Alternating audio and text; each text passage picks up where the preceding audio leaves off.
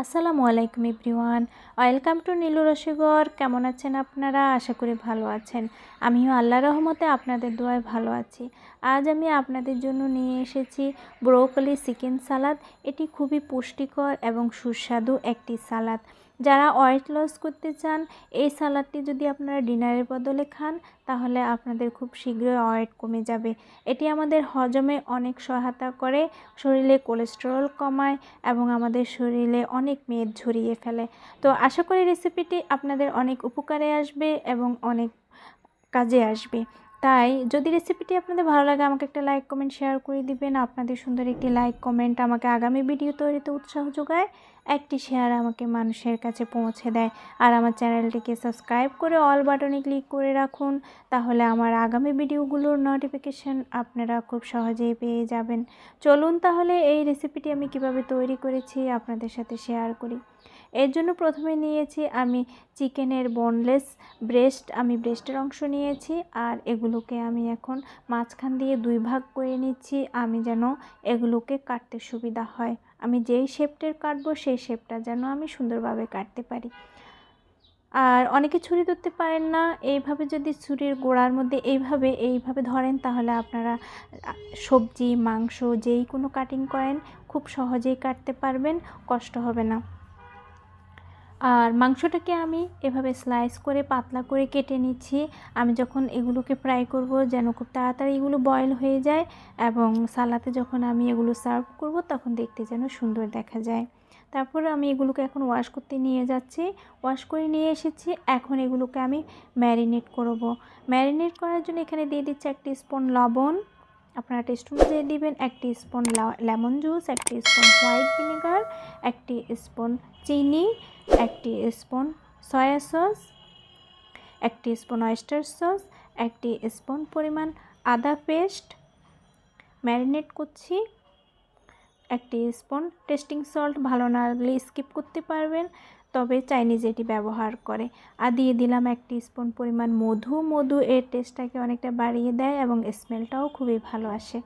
তারপর এই সালাদের জন্য আমি একটা সসের ব্যাটার তৈরি করে নিচ্ছি। দিয়ে দিলাম 1 spoon soya sauce, 1 spoon white vinegar, 1 spoon oyster sauce, 1 spoon testing salt, 1 spoon চিনি, 1 স্পুন লবণ আপনাদের স্বাদ মতো দিবেন। দিয়ে দিলাম 1 স্পুন লেমন জুস, 1 স্পুন মধু।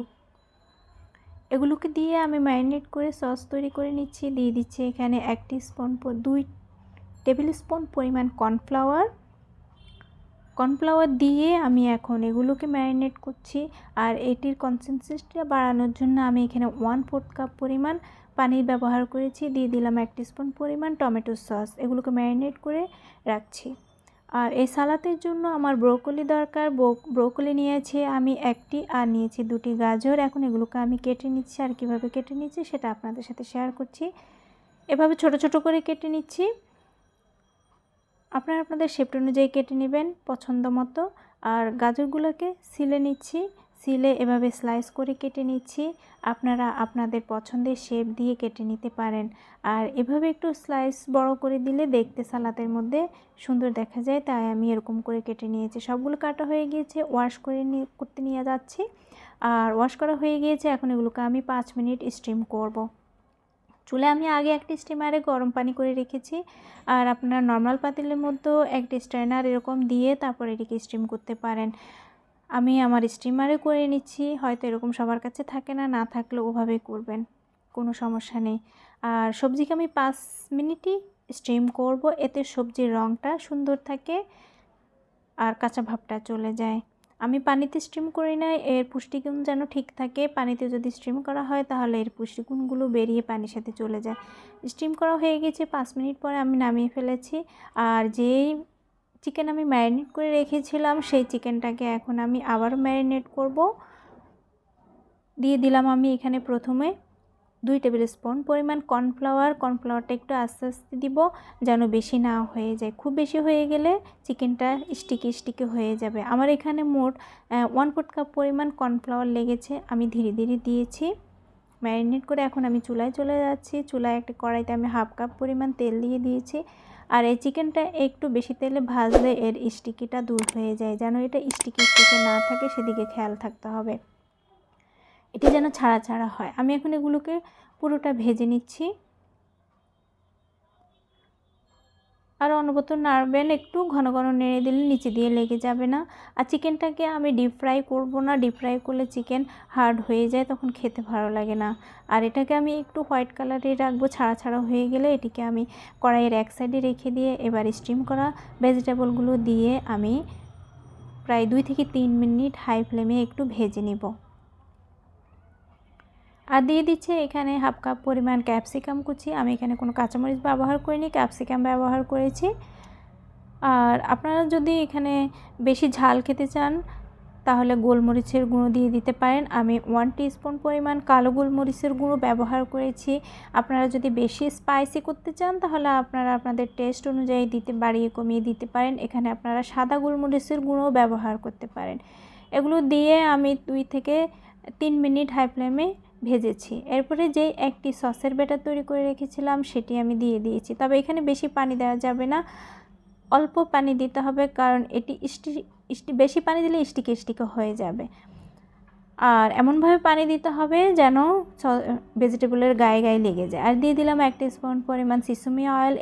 এতে ভেজিটেবলের যে একটা বাজে স্মেল আছে সেটা দূর করে ফেলে।